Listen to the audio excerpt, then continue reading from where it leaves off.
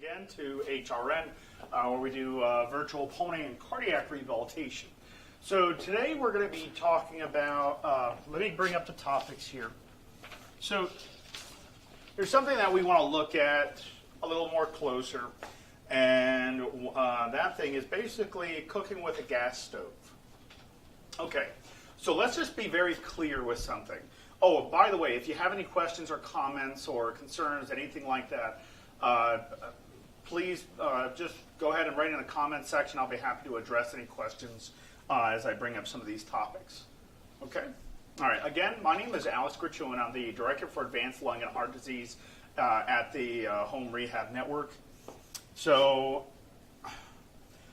I'm going to read this verbatim, and I'll bring it up also into more detail, but I want to give off basically exactly what, good morning, I want to bring up exactly what this is stating over here.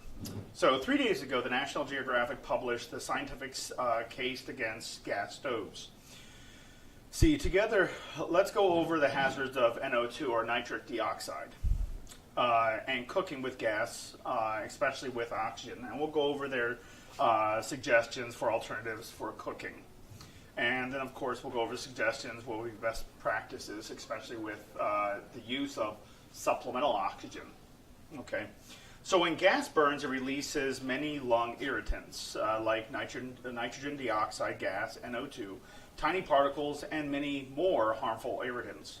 And since we spend about 90% of our time indoors, we can expose ourselves heavily. When it comes to exposure to gas, in 2010, the EPA established that in our given hour, exposure to NO2 or nitric dioxide should not top 100 parts per billion. So I'm going to repeat that. When it comes to exposure to gas, in 2010, the EPA, Environmental Protection Agency, EPA, established that in any given hour, exposure of nitric dioxide should not top 100 parts per billion. According to Laura Paulin, a physician and scientist at Dartmouth Geisel School of Medicine. Apologize if I butchered that name. So if you cook for an hour on a gas stove with all your windows closed, because it is cold out, let's say, that might increase your 24-hour NO2 exposure by about 25 parts per billion. In some homes, she has studied concentrations that have reached over 500 parts per billion while families cooked. Recently, health researchers have more precisely measured NO2 exposure using personal sensors or constantly monitoring in-home sensors. One study in Baltimore, U.S. found concentrations peaking over several hundreds part per billion, often associated with cooking. Those periods of high exposures correlated to 5 times more inhaled use for those with asthma later in the day or evening. So let's talk about exposure. And first off, so if I'm wearing supplemental oxygen right now, let's say I'm wearing supplemental oxygen, how far away am I supposed to stay away from a gas stove or fire or flame? Does anybody know? What's the distance? What's the maximum? What's the minimum? There's no such thing as the max, really, I think. But what's the minimum? Does anybody know? Anybody want to tackle that question? On the what? Okay, so it's about 6. It's the rule of thumb is 6 feet. Very good, Karen. It is 6 feet is the rule of thumb. Okay, so 6 feet or more, rather, but 6 feet. Okay. Now, is oxygen flammable? No, it just aids to combustion. Let's look at a campfire really closely. Let's look at a campfire. What's the fuel source? The logs. What's the fuel? The oxygen coming in to feed the fire, right? Okay. So you can't just burn oxygen as a fuel source. It won't work. Remember, oxygen is not flammable. It aids to combustion. You can't have a fire without oxygen. Okay. So now when we're looking at nitrogen dioxide or any other types of gases, any type of irritants, especially when you're indoors. A lot of people, when it gets really cold out, they try to close the doors, and they will also they'll put some gaskets around the door frame of their home, and they'll seal their window very tight, and sometimes they'll provide some foam insulation around there just so air doesn't come in. So if you're exposing yourself to, let's say some of those propane gases that I've seen in some people's homes, propane tank, and on top of that is a big, huge burner, and people will light that in their home. And you're talking about all sorts of possible, it's a death sentence. It's not that you're cooking yourself alive. What you're doing is you're suffocating to death. Okay? Let's say you are in a room, and I'm not talking about if you're wearing supplemental oxygen right now. I'm just saying, let's say you're in a room that's sealed off and sealed, like it's airtight, and you start burning a flame. Depending on how much BTUs, depending on how hot it gets, sure, you're going to get warm right in that room. But what's also going to happen is that what's fueling that flame, that fire, that big burner that you have on top of the propane tank is oxygen. And you need oxygen to live. So depending on the size of the room you're in, you don't have a lot of time to spend inside that room with that high heat. Sure, the heat feels wonderful because it's cold outside and it's warm inside. But what people sometimes will forget is that the oxygen in the air will run out, especially when a flame is burning and is requiring oxygen as well as you need as well as you. You need oxygen to live. So the chances of let's say with 35,000 BTU tank running around about 3 to 6 liters per minute will roughly burn about let's say about 10 foot by 10 foot by 8 foot high of a ceiling. That would take probably about 20 minutes before it all burns out. All the oxygen burns out. That means after 20 minutes, yes, you will be breathing heavy. You'll be definitely breathing very heavy, but also remember, it's not oxygen that causes out of breath, it's the CO2, right? So CO2, let's say it's accumulating because there's no ventilation inside the room. So you have now that exposure. You're going to rebreathe your own CO2. That's going to cause a huge heightening of your heart rate. It's going to make you feel more out of breath. Oxygen's not coming in. You're going to start feeling disoriented, dizzy. Your balance will be off. You'll start not being able to walk very well. Your balance will be completely horrible, and you'll be walking on all fours, wondering what's going on. When the fact is that there's no ventilation. There's no ventilation. You're sealed tight in this room, and you only have not that much. Like if I mention, which I did mention, if you had 25 minutes in a room, technically you have 25 minutes for all the oxygen to burn out. Okay. As the oxygen, let's say the percentage of oxygen in that room is 21%, you're going to start burning that down and further. It's just the oxygen levels are going to go down, down, and down. You don't wait until the oxygen is completely absent in order to take action. As soon as oxygen is being depleted, you have to make sure you find a way to entrain oxygen or ventilation in some way or form. Okay? So let's go ahead and start on an exercise really quick. If everyone can sit up nice and straight, please. Okay. What I'm going to do is I want us to do some diaphragmatic breathing, just really simple diaphragmatic breathing. Okay. So on diaphragmatic breathing, what is the rule of thumb when it comes to diaphragmatic breathing? Place one hand on your chest, one hand on your stomach. As you inhale, you're going to feel your stomach distend. You ready? So I'm going to breathe in. Nice and easy. My chest is not rising, by the way. Okay, I'm just using my diaphragm.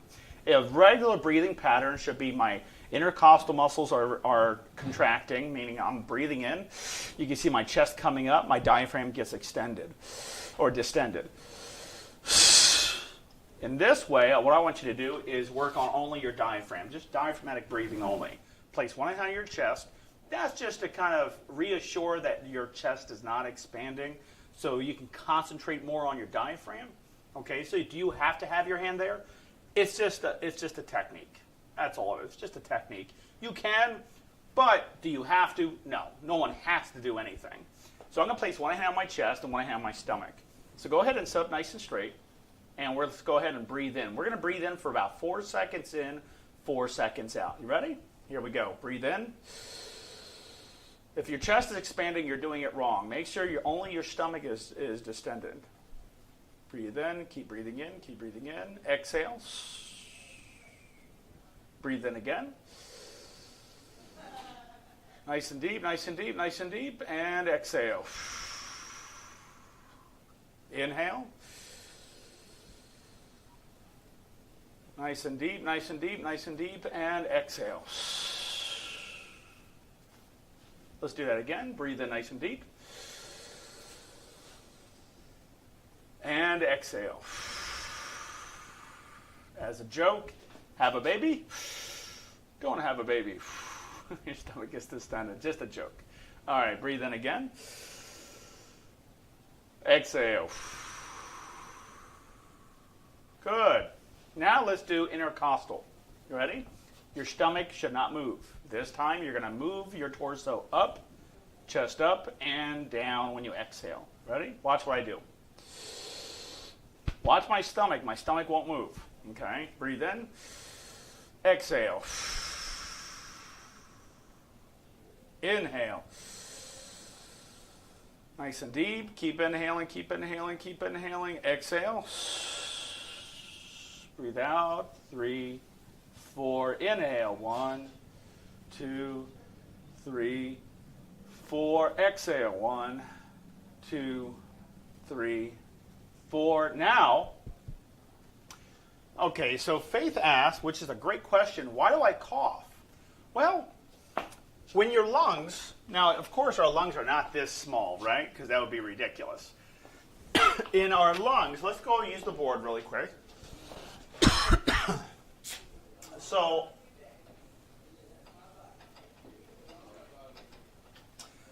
in your lungs, usually when you inhale, you shouldn't be coughing, except if there was, like, let's say there was some scarring. Okay? There's some scarring on your lungs. And depending on the severity of how much scarring on your lungs. I know that looks like veins, but just pretend those are collagen fibers. Those are just dense fibers reattaching and healing up the lungs. Okay? Because that's what lungs do. Now remember, even if your lungs are not very compliant, it's just hard to breathe in. If you try to breathe in with severe or some forms of, even if it can actually be mild, but let's say you have a lot of fibrosis, you have a lot of scarring on your lungs, okay, or in your lungs rather. You breathe in, what's going to happen to these scars? They're going to stretch. It's going to cause some agitation. Now, what does that mean? The agitation, when I start feeling that agitation, I'm going to start coughing. So why do I start coughing when I breathe in deep? Because you're agitating the airways, the lungs that are scarred. That's all it is. Does that go away? Yes, but you can you're going to always keep that scarring. That scarring is always going to be there, but if you do the proper types of therapies for your lungs, that scarring will just be more compliant. So it's like if I took a therapy band and let me grab a therapy band right here. I know I shouldn't be coming at a screen. I know I'm going to get yelled at. It's okay. So let's say these are your lungs. Okay, let's just pretend. Your lungs are made of a tissue called elasticin. Okay, so when I stretch out my lungs, the elasticin is supposed to pull it back. Okay, the fibers in the lungs that make up the lung tissue, the lung parenchyma, is what we call it. So let's say you have scarring. So just pretend I have a couple rubber bands on here, and I'm pulling it with the therapy band. Okay, that represents your lungs. If I pull that scarring, okay, and I keep stretching those lungs out with that scarring, yes, I'm going to cough when I do that. Of course I'm going to cough. But as my lungs become more and more compliant, easier to stretch, easier to open up, okay, easier to use. After a while, it does take a little bit of time, but after a while, your lungs become more compliant even with the scarring. scarring won't be as it won't be as agitated because now I stretched it out. Before I left it stiff, now I'm stretching out my lungs, and that's going, yeah, I would love it. Thank you. So just pretend that you have a rubber band. That rubber band right here, this rubber band, represents scarring. So without the rubber band, I can stretch it just easy.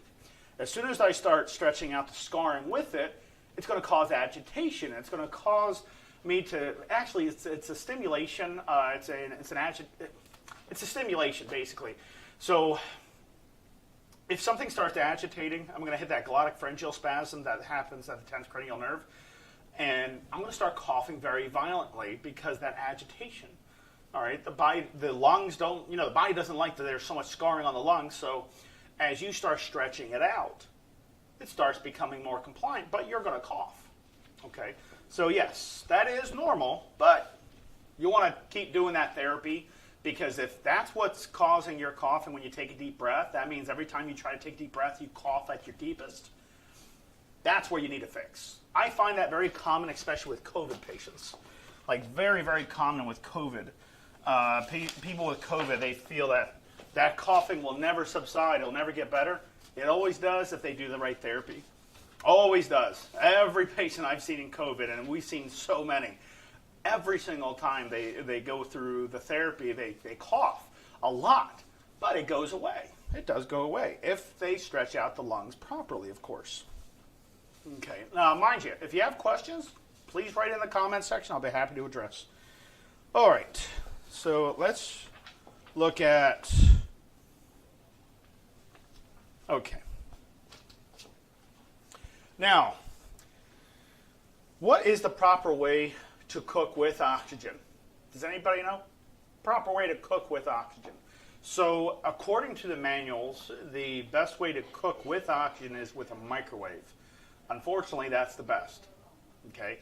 Stove tops that have the acrylic top or the glass top on there, the convection, I want to say it's that. I know, yeah, is it? Okay.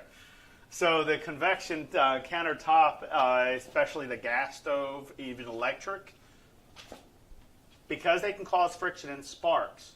Like if you have the glass top and you have a pan, okay, and you put it on there and you just move it a little bit, it can cause friction. It can cause a spark. That is all you need to build up on combustion, to make combustion possible. So I can easily take some pure oxygen. Please don't ever do this. I can take pure oxygen, and let's say I have a hose, okay, with pure oxygen coming, that's bleeding out of that hose, and I take, let's say, Vaseline, some type of petroleum-based product, and I put a dabble on my hand, and I do this next to that gas, next to the pure oxygen coming in. That will ignite. What's my fuel source? The petroleum. Okay. What aids in the combustion? The oxygen. Okay. So does that mean if I am, let's say I put some Vaseline or something in my nose because I'm wearing a nasal cannula, will that ignite eventually? Yes, it will. It's not, it might. I'm just going to say it will, because that's what's going to happen if you create enough friction. Of course it will. We have people that catch on fire in hospitals. That has happened. I've only seen one at a distance happen, but they had it controlled really quickly. But yes, that can happen. That's scary. Imagine you're laying in you're laying in a gurney. You're laying on a patient bed. And, then all of a sudden you just start catching on fire. That's, of course, yes. Because you're using a petroleum-based product, let's say, that's just going to aid in the combustion. That's just going to help the combustion happen, There was another person that wore liquid oxygen. And what I mean by that is the GNA put I think it was a Puritan Bennett 100. It's an oxygen. It's not an E-cylinder. It's an oxygen tank that holds liquid oxygen, and they let the vapors, which will happen. They let as they're filling up the tank on that big, huge 50-gallon reservoir. The vapor that comes from the liquid oxygen is about negative 180, negative 183 degrees Celsius. So it's very, very, very cold. Okay, and when they put that tank, that portable tank, onto that reservoir, and they open the relief valve on there to fill the tank up, which is actually on the portable tank itself, is where you open it up at. Anyways, so they put it on. The vapor of the oxygen vapor, the liquid oxygen, is going to saturate the person's clothes. And so this person went outside to smoke a cigarette for his break, and he caught on fire, not by the cigarette, just by walking outside. Why? Because as the oxygen vapor, it was almost a curveball question, because some people thought, oh, it was when he lit a cigarette. No, it was actually when he was walking, creating friction with his pants, was enough friction to ignite his whole entire pants, and he was. Yes, it wasn't a very good day for that person, without a doubt. But yeah, just liquid oxygen will just do that. Now, what's the fuel source in that? Your pants. It's using that as a fuel source, and it's going to burn that up. Okay, what aids in combustion? The liquid oxygen. Liquid oxygen, if you fill up a liquid oxygen reservoir, you fill up a portable tank, you have to wait 15 minutes before you can do anything. That's the rule of thumb. Because just in case any of that saturated you and you're not wearing some type of isolation gown when you're filling up those tanks, your clothes are going to be saturated with oxygen, and liquid oxygen. So when it's saturated, of course, it's not going to feel cold anymore when you go outside, but you're going to eventually catch on fire, and the chances are very, very high. Now, I could say you could possibly catch on fire, but I always tell people, no, you will. Just because I don't want the person to think that it's a maybe, because they think it's a maybe, and I think that maybe is maybe a 10% chance, a 5% chance, when it's actually all the way up to 80% or above. So I just tell people, don't ever do it. If you fill a liquid oxygen reservoir, or you're a healthcare provider filling up a liquid oxygen reservoir, you got to wait.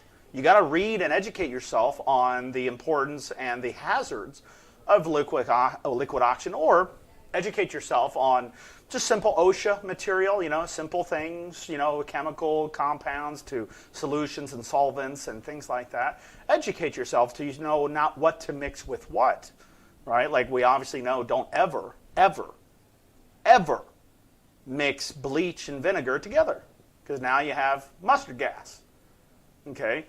Because as soon as you mix those together, oh yeah, you're dead.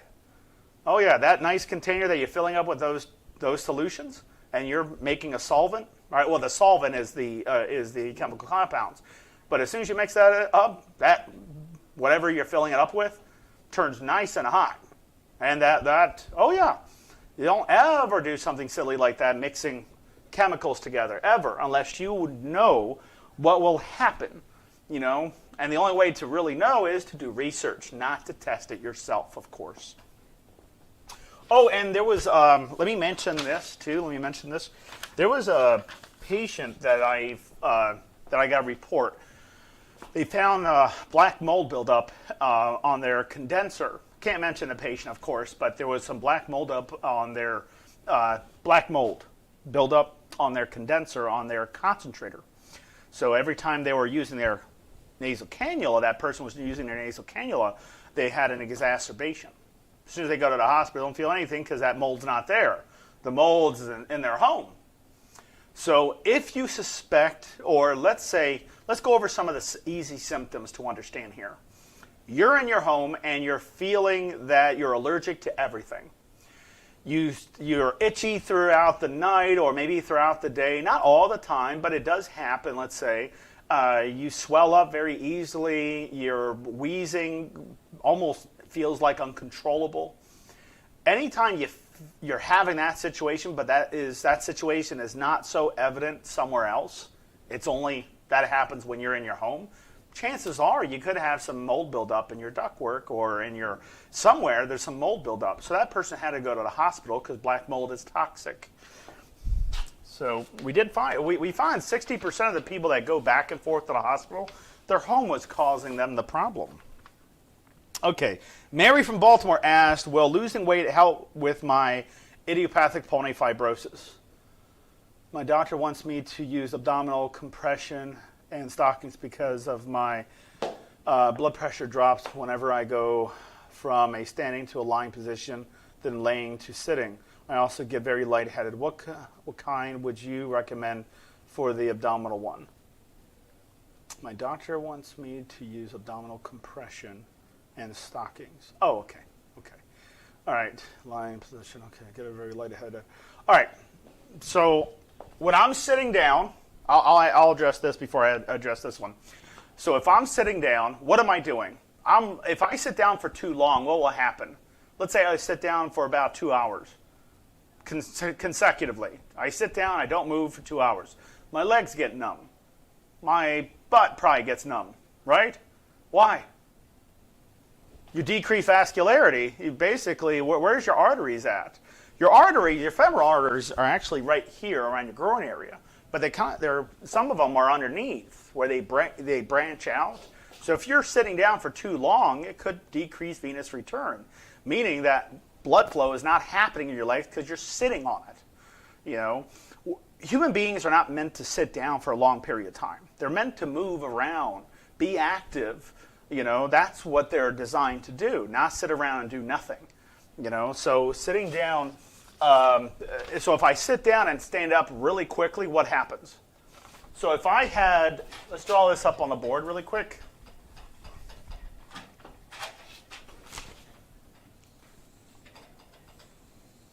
Okay, so can everyone see that? Okay, I'm going to write this up in a darker marker so it'd probably be more easier to see. Okay, so let's say you have an artery and you compress it by sitting down. Okay, so some part there's a pinch. Blood flow is not happening. It's not happening here, right? It stays stagnant, it stays still. Then I get up really quickly. What happens? So when I sit down, did the blood pressure increase a little bit? Yes, of course, because I compressed my arteries.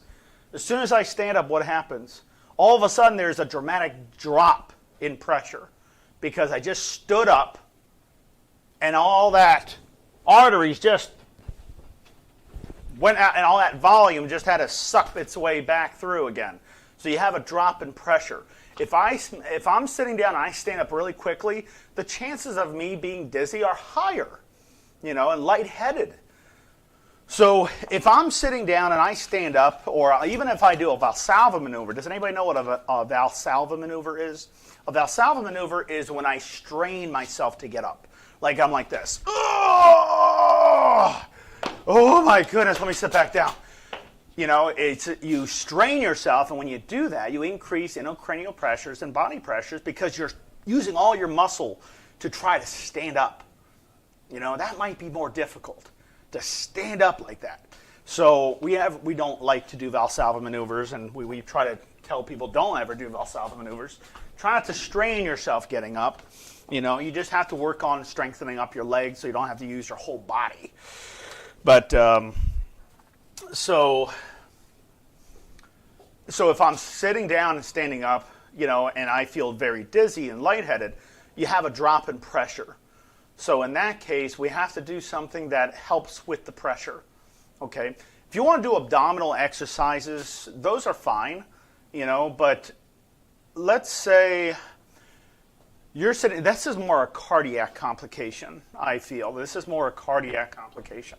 It could be a mixture of lung and heart disease, but this seems more cardiac, okay? Like vascularity, something is happening there.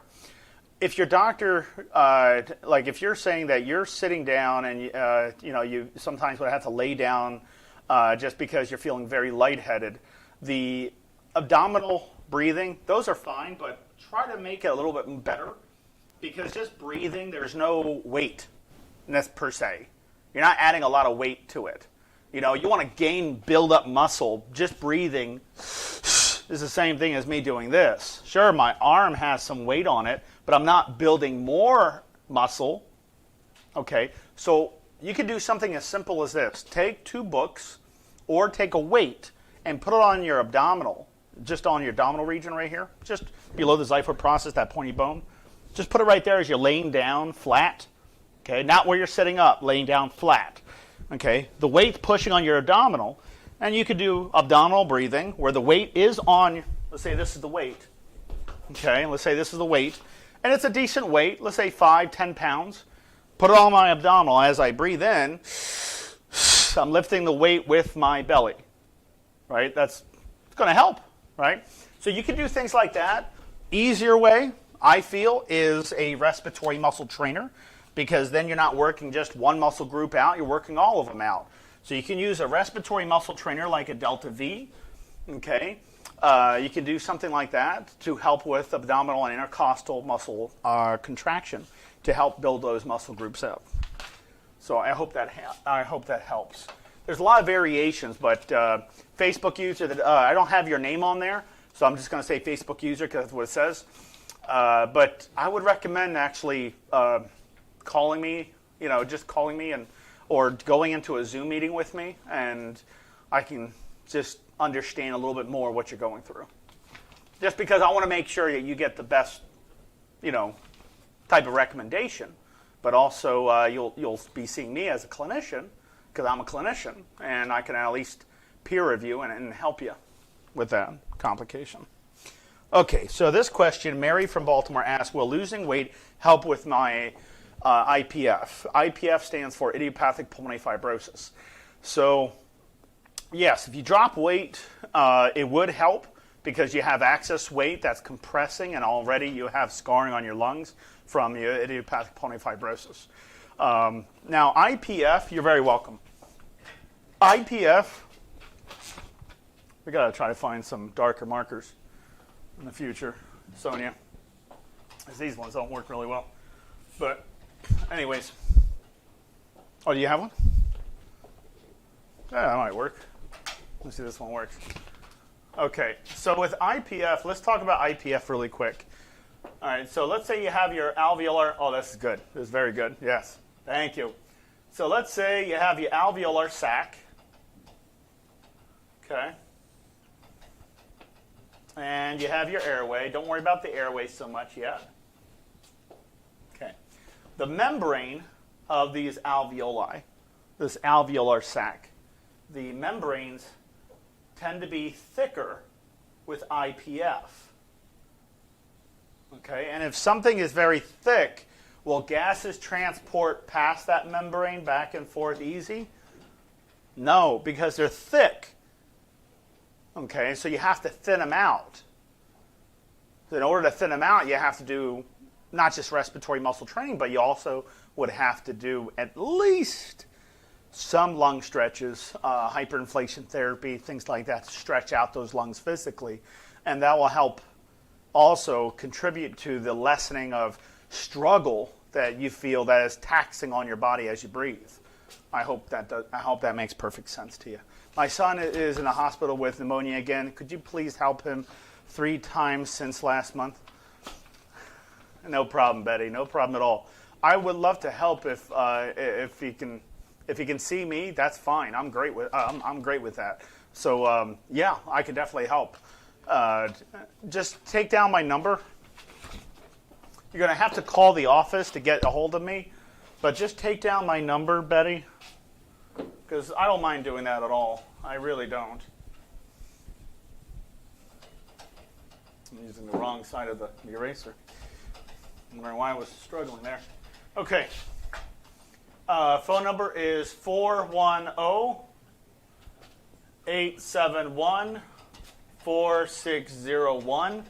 You're going to try to get a hold of me, which my name is Alex. There's only one Alex in here, so they'll know who I am. So yeah, just call that number, and and this is just a simple free consultation, thing. I'm just going to talk to your kid and then see what's going on and see what I can do, and yeah, I can help out quite a bit, no problem at all. Just make sure you call, okay? Hoping and praying will only get you so far. You gotta really do the work to actually give me a call, or else I don't know what's happening. Okay. All right. Gail from Minneapolis. I have fibrosis caused by severe COVID, also known as long-term COVID. I'm on oxygen. I don't feel short of breath, but I cough when I stress myself with activity or talking. What causes that? So I mentioned that before, that if you cause irritation to the airways or the lungs because of the scarring, from long-term COVID, that's going to happen. You don't have to have an increased work of breathing. It does happen, of course. Usually, it's pretty often. But anyways, so you say, I don't ever feel short of breath, but I cough a lot. Well, that's the agitation that's caused by the scarring. So you're very welcome, Betty. No worries at all. So when you're active, your body tries to use the lungs, right? It's trying to breathe. It's trying to bring in oxygen, get rid of the CO2. And if you breathe in deeper, or let's say somebody has trapped air in their lungs. Let's just say it's not very severe, but they have some trapped air in their lungs. Well, as you breathe, it's like a check valve. It keeps adding air until your lungs start inflating, and it's not deflating all the way because that trapped air spot. That could be from inflammation. That could be all sorts of things. You don't have to have COPD to get that. But if you feel that that's the biggest problem is when you're active, well, that goes without saying. The agitation is happening in the lungs and is causing you to cough when you're active. I apologize. All right. So yes, it is the scarring in the lungs that causes that coughing, but it does subside if you do the proper therapy. And I'm not talking about exercising your legs. I'm talking about lung exercises. Rosie from Jackson, Mississippi asked, I am recovering from bronchitis and still have symptoms after 2 weeks. What can be done for symptoms? First off, you want to make sure you contacted your doctor. And your doctor would probably give you on bronchitis. It's the kind of vague for me because is it acute bronchitis or is it chronic bronchitis? I'm assuming it's acute since you're saying you're recovering from bronchitis. Symptoms can subside for some time. How to help you with those symptoms is going to be, people hate when I say this, but it's going to have to be exercise. Okay, exercise does fix a lot. It's one of the best medicine. Really. I mean, it's not a medicine you take, it's a medicine you do, right? So it's an action. But exercise is going to have to be the biggest way to resolve that complication. I've had a chance to research Dupixent for use for COPD. Have you had a chance to research? Let me bring this up. Actually, Dr. Shaw would be best to answer this one. He's in the other room. Is he doing a live today? Not doing a live today. Let me see if I can pull him to answer this question. Let's see if we can pull him for 2 minutes, real quick. Thank you. 1 second. I'm going to also look it up here because I just need to see. Okay, FDA. Always go on the FDA website if possible. Okay. So it's biological is a type of medication that is processed in the body differently than oral medication, pills, or steroids. In order to be effective and work properly, biologics are injectable medicines. It is time to go ahead with your symptoms, yada, yada. That's not what I needed to know. Okay, so why should you consider using it? It helps reduce inflammation. Not a steroid or immunosuppressant, and it helps you aid of symptoms. It helps you get ahead of symptoms. So, he's coming? Perfect. So that's off of that. I would like Dr. Shaw to kind of explain a little bit on Dupixent to kind of give you a better understanding. Remember, everybody, medications only get you so far. Medications are, there are a lot of medications that save people's lives, and that's what they're for, really. But when somebody has to take medications after medications after medications, that means your body's kind of giving out. It's not doing its thing. It's not helping you out as much. So if you have somebody who's constantly taking medications, or you yourself are taking a tremendous amount of medications to resolve some of the symptoms, well, what are the symptoms? that you're having. Increased work of breathing, well, that's a ventilation problem. There is no medication that fixes that. Now, if somebody is wheezing a lot and there's not a lot of ventilation happening, then that can be caused by that wheezing, by bronchitis. It can be caused all different types of problems, bronchi inflammation, which is bronchitis, and other types of problems. But Dr. Shaw will come in and explain that in just a little bit. Okay, Karen, thank you for that question. Next one is Alice from North Carolina asks, is there any other way to break mucus up besides taking Mucinex? Absolutely. So, let's go over the basics on this, okay? So acetylcysteine, or Mucinex, am I on the right? Okay, so acetylcysteine or Mucinex can itself cause wheezing, yes, by itself. Now, let's say I don't want to use that. What's the best way to get rid of congestion and break it up? First step, drink water. Sounds ridiculous, right? I drink water all the time. It's like, do you? Do you drink more coffee than water? Or, because caffeine is a diuretic. I just mentioned that because a lot of people say I drink a lot of water, but I also drink a lot of caffeine. I urinate very often and things. Well, it's a diuretic. Alcohol is a diuretic as well. It'll drain all the fluids out from you, but it's a diuretic. So I would drink water, wait 15 minutes. Okay, this is for Alice at North Carolina. Drink water first. Okay, now if you're coughing and nothing is coming out, but you feel it sliding up, what's that problem? Inflammation. Your tissues are so loose in your airways that it feels just like congestion. It's like, and then I get people telling me, well, Alex, I do get some things out. It's just not everything I'm feeling is coming out. Well, your lungs are not meant to be dry, so if you cough long enough, hard enough, you're going to eventually get something. Lungs are not meant to be dry. They're meant to be wet. But if you pull out a teaspoon and it feels like there's a gallon of stuff in your lungs, most of the time it's inflammation. So I would definitely speak with a pulmonologist with that one. Now, to break up the mucus, I can do chest physiotherapy, where I can cup my hands, and I'll be laying down flat or on a reverse Transdellenberg, where my hip is higher than my head. It's called a reverse Transdellenberg. Like these are my feet, my head's down here. I would elevate, so I'll use gravity to my advantage, meaning that if I elevate my hips or my feet up, right, the gravity will start sliding that congestion down. To help with that, cup your hand as you're laying down flat, don't slap, cup your hand, causing resonant sound. That vibration will vibrate that congestion and start sliding it down so you can cough it out. Now, let's also look at a cough. If I cough like this, versus this, which one's better? The stronger one, of course. If I cough light, I'm only going to pull out maybe a smidge of something, probably around the vallecula area, on the base of the tongue. You have the epiglottis, you have the tongue. That little indentation is called the vallecula.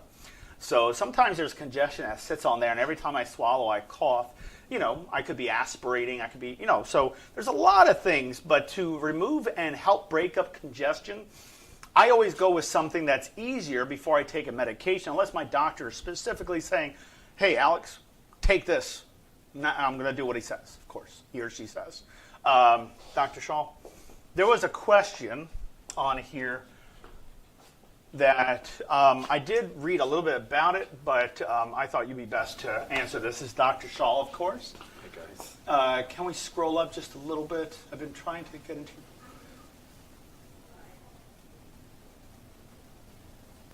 So, Jackie, why don't you just start with us?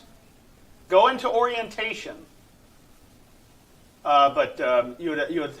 So, have you had a chance to research Dupixent for use for COPD? So I don't think it's yet indicated for COPD. It's still indicated for asthma and overlap syndrome for COPD, but not specifically for COPD, as far as I understand. It's not, specifically for COPD. Having said that, if your eosinophils are above about 200 or so, depending on what the what the count is, then you may still be a candidate. So it'll still go on the eosinophil count, but specifically for COPD, because it's not a COPD medication. It's for the eosinophils, which cause the mast cells and all this, the cascade to kind of flow out. That's really what it's for. So that really doesn't happen in COPD. Gotcha. So Okay. that's why, yeah. Does that help, Karen? I hope that helps. Thank you so much. So much. Ruth, I don't cough. I don't expect expectorate phlegm, but get short of breath even though oxygen rate. Ruth, I mentioned this a million times. Oxygen doesn't cause the out-of-breath feeling. I mentioned that so many times. Did we not understand that? Your oxygen levels can be 100%. You can still be short of breath. Oxygen doesn't cause out of breath. So let's say you have a person that's an athlete. Their oxygen sats are 96, 98%. They're running aggressively, but they're out of breath because they're running aggressively. Oxygen looks great. Why? Because it's not the oxygen that causes out of breath. It's the amnule. Okay. Ruth, I would recommend going on to our YouTube channel or going on to our support group and looking at some of the prior videos that we've posted on there, but oxygen has never caused out of breath.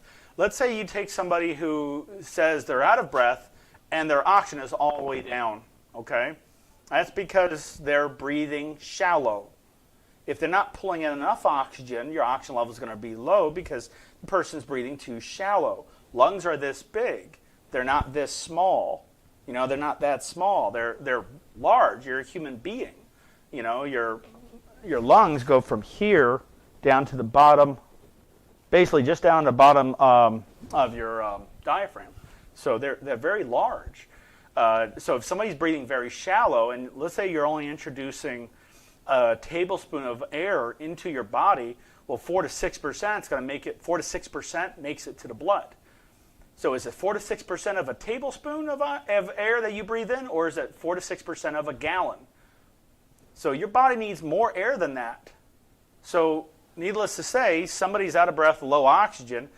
It's not the oxygen that's causing it. It's because the person's breathing in a little bit of oxygen, and because they can only breathe in a little bit, they can only exhale a little bit of CO2, causing the work of breathing to be very high.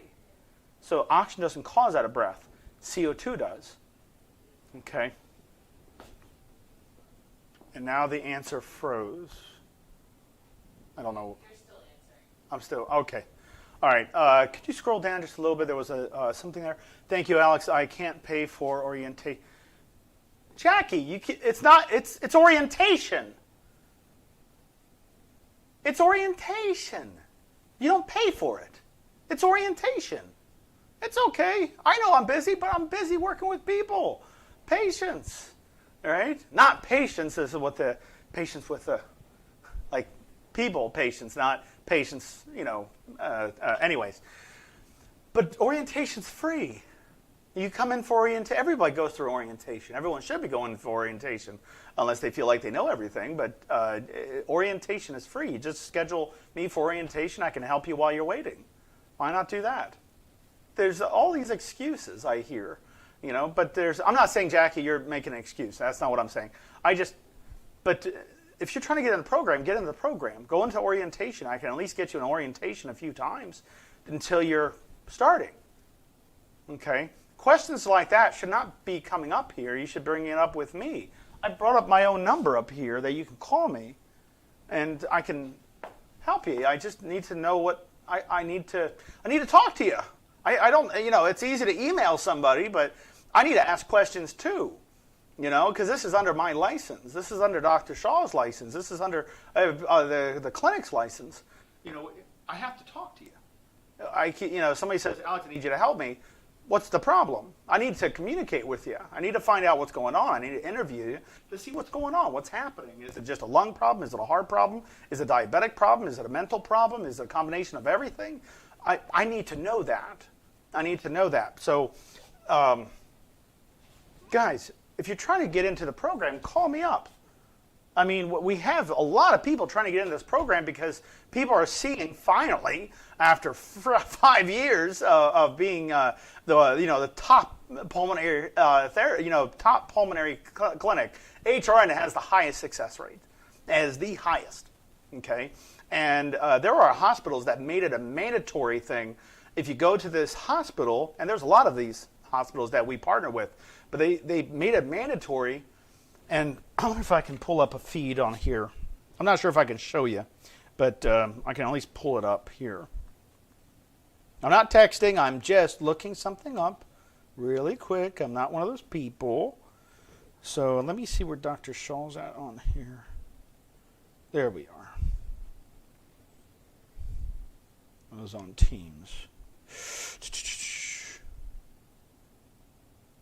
Okay.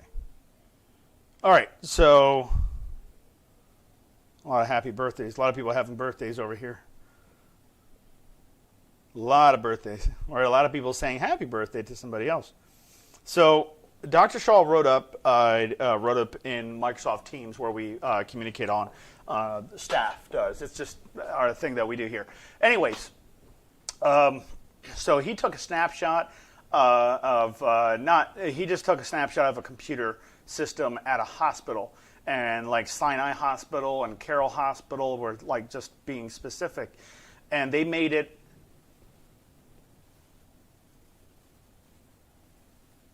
Faith. It's right here. It's right here. The number, just 871-4601. 410-871-4601. It's right here. You have to write it down. I wish we can convert everything to memory, but if we're having memory problems because CO2 is too high, just call us, please. Please call us, okay? Talk to me. Talk to me. I'll be happy to talk to you. And am I going to charge you anything? No. It's a consultation. We're going to talk, So, yeah, please call me. No problem at all. What was I saying? Talking about the... Oh, that's right. Thank you. All right. So so they made it mandatory that in these hospitals, these big, nice hospitals, they said that if a patient can't go to outpatient clinic, then they have to join HRN. They made it mandatory. They said that if they can't go into our hospital 3 days a week, traveling, and that's not realistic because of travel expenses and gas and so on and so forth, maybe the distance, which is usually the case a lot of times, then you do therapy from home. So what I'm trying to say is that I know a lot of people are trying to get in this program, but it's not that tough to get in a program. Everyone can go into orientation. It can't be a patient that we've had before going to orientation. That's ridiculous. But orientation, you just go to orientation with me. I talk to you, and we see each other. We hear each other, back and forth, just using your own camera on your device like you're seeing me right now. I'm using my camera, right? We're using cameras here, so you can see me. In this case, it'll be through Zoom, where you'll be able to see me, I'm able to see you. And we do have an inside facility, too. So we have a facility in here. We just mostly do it all virtual, but there are people that come in to do our physical training inside instead of doing it through virtual means. But just so you know, the virtual versus the physical form, where you go inside a facility versus you do it from home, they're identical in the same success rate with HRN. So if you pick the Zoom one, you'll be just as successful as the person who came in. It's not the other way around where you would think it's hands-on. No. You're the one breathing. Why would I expand your lungs for you? So everything that we can do can be done virtually and be just as successful. Now, let's say if you're wheelchair bound or you're laying in a bed and you can't move at all, then you're going to need hands-on help. But if you're somebody that can at least, like if I ask you to breathe in deep, I ask you to, and you're able to understand instruction, yeah, virtual means it's just the best way of going it because you don't have to leave your home. You're not going to get any nosocomial infections. That's in-house infections, even though that doesn't happen here. But it does happen at hospitals, But yes, of course, yeah, just have to see me. That's fine. Okay, let's see here.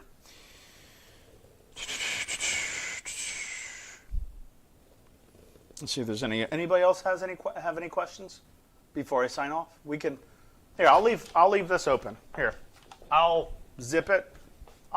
Any questions that comes up in the comment section, I'll be happy to answer questions. No problem at all. So please, write up a question. I'll be happy to address it. Any questions at all. It could be non-relatable to pulmonary rehabilitation. Sure, why not? Any questions?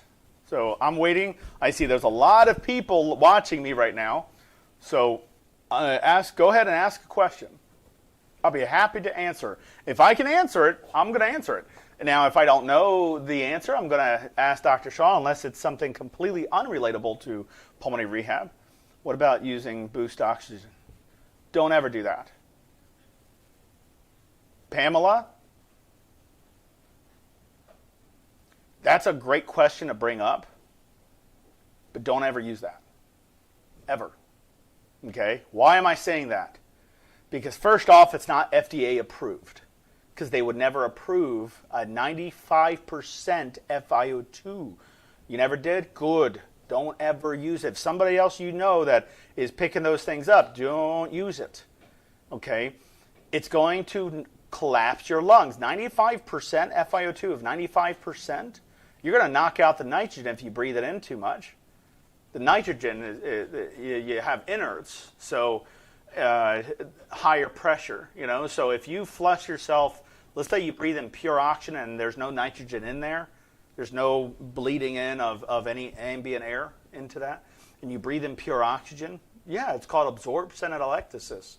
It's an actual thing. It's an actual disease, meaning that your lungs are going to collapse because you knocked out the nitrogen out of your body, and now your lungs are no pressure and they start collapsing. Even a mild form of that would be just severe atelectasis. Atelectasis is the collapsing of an alveoli. If you collapse enough of them, you'll collapse the lung. So don't ever use those boosts. Don't ever. I went to Home Depot was it Lowe's? Lowe's, I apologize. It was Lowe's, and I'm not putting anybody down like that. I'm not trying to bring up name brands and things, but I went over to Lowe's and I saw the boost system there. And I was looking at it, I was like, what's the purity? And I saw it said 95%. And I think we have one. I think it's at my desk. No worries. It's underneath my desk, I think. Yeah. So I have one because I was just baffled. I couldn't believe they would do something like that. Because people are thinking, oh, well, let me pull an oxygen because I'm out of breath. They don't realize out of breath is caused by a ventilation problem, not an oxygen problem. Thank you so much. So yes, here's Boost. Okay. I bought it because I want to show my patients why we don't ever do. I even showed with Dr. Shaw, and he was like, are you kidding? Why would they sell this? So look, oxygen directly fuels 90% of all body and mind functions. Yes, that's true. The average oxygen level in the air is 21%. It says it on there. Now let me go down here on the bottom of the bottle, and I'm going to read this verbatim. These statements, I'm going to read it verbatim. These statements have not been evaluated by the Food and Drug Administration. This product is not intended to diagnose, treat, or cure, or prevent any disease. It's for recreational use only. Boost Oxygen is filled with aviator breathing oxygen, ABO, and not medical oxygen. It's not pure. The concentration is pure, but it's not pure. Let's say which I am a diver. So let's say I'm about to go down into the water. Do I fill my tanker with pure oxygen? No. Of course I don't. I can do a higher concentration, or I could do an NO2. I could do something like, not NO2, NO3. I can do something different, sure. I can, but I don't go down with pure oxygen. And let's say I filled up a tank. I don't use a dirty hose to fill up the tank, meaning just a regular compressor. It has to be clean. It has to be a clean, because like if I have a regular compressor that powers my air gun, okay, it powers my nail gun or a tack gun or something like that, I can't use that because there are oils in there, and the oils that lubricate the gears, okay, should not be inhaled. And that will cause a lot of problems. So, yeah, don't. This is, this is really the worst thing you could ever do. I mean, if it's absolutely necessary, which I don't find why it would be necessary, the out of breath is not caused by oxygen, it's caused by CO2. We should already understand that. But no worries, Pamela. But yes, I do have Canadian patients. Yes, actually, I have a lot of those. A lot of Canadian patients. But yes, Facebook user, I do. How can I find a pulmonary rehab near me? You got one right now. How successful is it? You won't find one better. That's literally the fact. So, who is that person, by the way? Who is that person? Let's see, Zandra, right. Pulmonary rehab. Go online, okay? You can just go to the homerehabnetwork.com.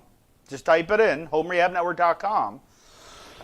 You can do something as simple as that to get onto our website and just make an appointment with me or with Dr. Shaw, and I'll be happy, like very, very happy to address anything but get you into our program.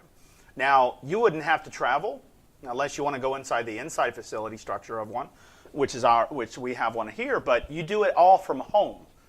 Virtual means you use computers, and we set you up with everything. So you use computers, your phone, any smart device that has a camera on it, tablet, and you can do therapy from your own home with us physically in real time. So it's not pre-recorded. You see me, I see you in real time. Meaning when you do something in that 1 second, I'll see it. That's what virtual means. So a lot of people claim oxygen makes you look younger, etc. So does alcohol, Rex. But a lot of people claim oxygen makes you look younger, etc. I even had someone see my oxygen and they say, want it? I said, I bet you do. So, I mean, I don't know if it makes you look, maybe not as, when you're more calm. When somebody's stressed, they look older. They get stressed out, they look older, they look frail. But when they feel more calm because, my doctor gave me oxygen, now I'm okay. That could be it, sure. But I don't know if it makes you look younger. I think it releases de-stresses you a little bit because now you're not worried about something that your doctor said you have to have. So that could be it. I don't know. I don't know. No worries, Rex. I thought that was funny. Makes you look younger. That's funny. Let's see. Any other questions, comments, anything like that? Anybody else? You can bring it up funny if you want to. Rex did one. Anybody? No, that's it? Okay. All right. Well, everybody, remember, fire, how far do we stay away from flames? 6 feet. Okay. What's the best way to cook if you wear supplemental oxygen? Unfortunately, and fortunately, microwave. Microwave. Okay. I wish I could say gas stoves and electric burners and the acrylic top burners. I wish I could say that was the best answer, but it is not. It is actually microwave. And this is not my opinion, my recommendation. This is a fact that is actually written everywhere in regards to oxygen safety. So yes, microwave is the best one because it won't, it won't be as bad as far as combustible. So it won't. Microwave is the safest. Let me just leave it at that. It is the safest form of cooking. Okay. And by the way, let's use some physics here. You cook like on a George Foreman. So that is electric, and it does heat. I don't think it's hot enough, but I would double check on that. But the George Foreman grills, because they're electric, I'm going to say no. Mind you, I would have to research more to see what the electric output is. Is it higher than a certain degree? Does it air fryer? Again, air fryer, still electric. And when you turn when you turn a motor, it does spark. It creates electricity. So you have your stator. Yeah. bring up something, an air fryer. Let's look at it like this, okay? It's not necessarily the air fryer that's what it's dangerous. You take, let's say you have a motor, okay? Here's a drive rod, okay? This is your drivetrain. You have the housing, and inside you have these coilings that overlap each other many, many, many times on this big motor, okay? All that copper that's winding, it's called a stator, okay? So when a magnet and so you have a, it's just fun to know anyways. So on so you have electrons on copper. The magnet, when it moves fast enough, pulls the electrons off. And if it's a closed circuit, not an open circuit, if it's a closed circuit, the electrons flow through one direction, and that produces electricity. So the more electrons are given off, the more electricity or power or more amps are given, you know. And because of that, turning, if you ever see a motor turn, okay, if you ever see an engine move, not a gas engine, I'm talking about an electric engine. You turn off the lights, you'll see sparks. It's just what will happen. Because of that, I'm going to have to say air fryers are still not good enough for that. They're just not safe. I just want you to stay safe. You understand. I just want you to stay safe. Coffee pot or toaster, again, it's electric. Boogie, woogie, woogie. So, an electric frying pan. Again, it's electric.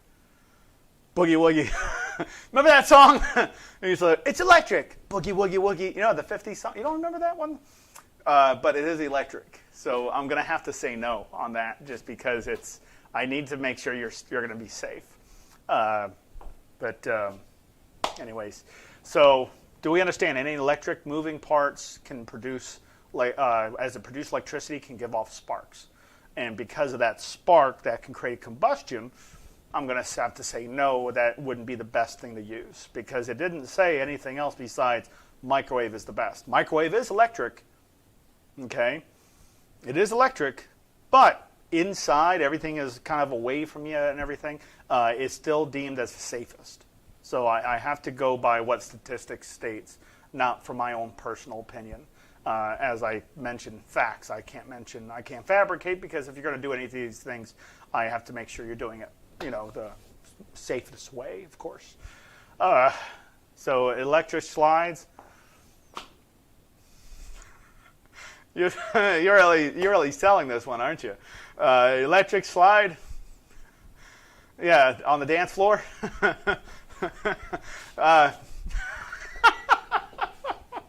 But yeah, so if it's electric, we can. Yeah, I know the song. I know what you meant. On the dance floor, electric slide on the dance floor. I know what you mean. You guys are a hoot. I love you guys. That's funny. But yeah, anything electric won't be. The only thing that electric that is approved from what we read is a microwave. Microwave is going to be. I know that's what I said, Karen. They said from all electric appliances, microwave is the safest. Okay, so they didn't mention a air fryer just because the motor does run and it does produce a lot of heat. Inside a microwave, it works different.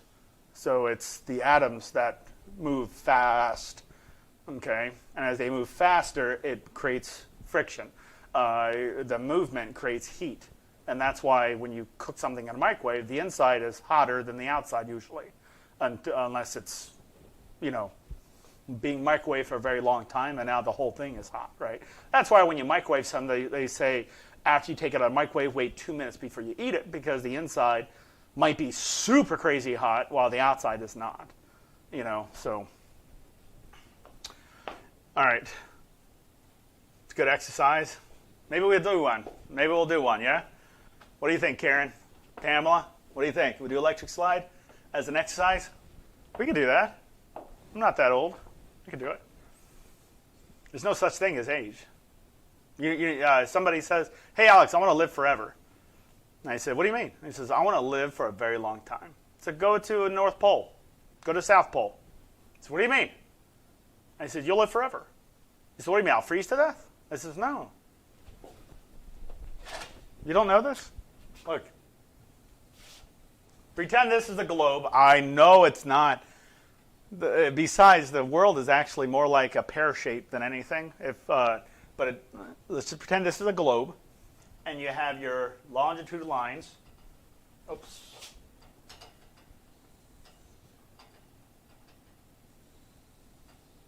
Okay.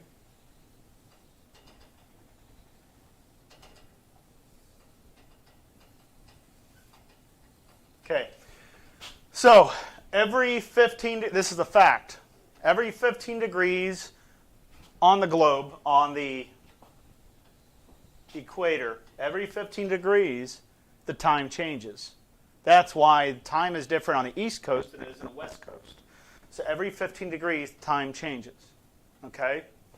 So if every 15 degrees, time change, what time is it on the south and north pole if there's no... There is none. It is always 12 o'clock. Why do you think people don't live up there? But the people that do, how do they base their age off of? Do they base it off the East Coast time or West Coast time? A lot of them don't. There is a tribe that's up there, but Eskimos, But, North and South Pole, no such thing as time. It's the same time. It's 6 months at 12 o'clock, and it's 6 months at the other 12, because there's 24 hours in a day. So it's always 12 o'clock. Always. So there is no time. I said, you want to live forever? There you go. You'll never age. By numbers. You'll age by your body, but you won't age by numbers. As old as you feel. I'm not... So... I say, if you want to bring that up, say, I'll throw something out at you.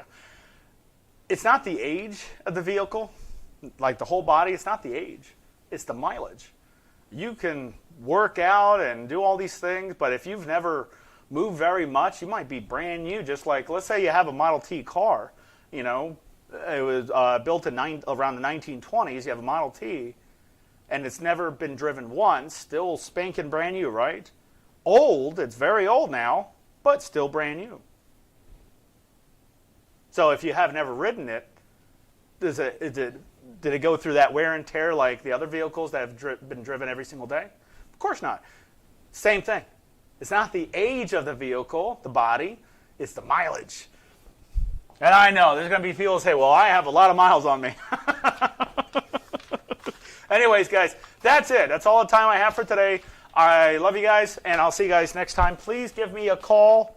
If you're trying to get a hold of me, give me a call. That's the best way you could do it. It's just a phone call. I'd love to talk to you today, tomorrow, whatever. Yeah, just give me a call. Give us a call. Not a problem at all. See you guys. Bye-bye.